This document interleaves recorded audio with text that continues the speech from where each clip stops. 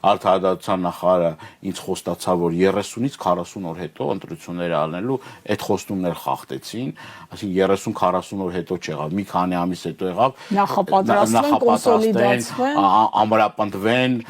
Գյումրիում իրենց վարչական ռեսուրսները, լծակները, ֆինանսական բաները օգտագործեն եւ հիմա էլ հենց նշանակեցին հաջորդ օրը քարոզարշավ սկսեցին եւ հիմա էլ տեսնելով որ Գյումրիում այս իրավիճակն է Նիկոլ Փաշինյանը ընկելա ցնցումների մեջ եւ նաեւ իմ հասած տեղեկությունների համաձայն շատ այս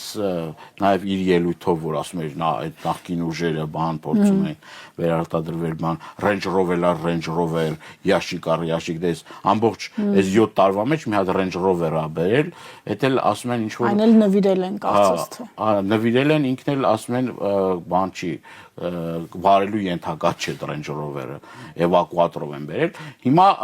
այս մարդը փորձում է ներկայացնի որ ես այսինքն աշխատանքներ եմ տանելու եւ այլ ու ցայտնոտի մեջ է հայտնվել ասում են որ 3 չառաջի օրը չէ եթե չեմ սխալվում այդ հանդիպումը տեղի ունեցավ ինքը հանձնարարել է իր թիմին որ ինքը շատ դժգոհ է Գյումրիում տեղի ունեցածից եւ ասել է որ եթե հանկարծ Գյումրիում մենք չհաջողենք բոլորը կզրկվեն իրենց պաշտոններից այսինքն իր համար կենաց ու մահու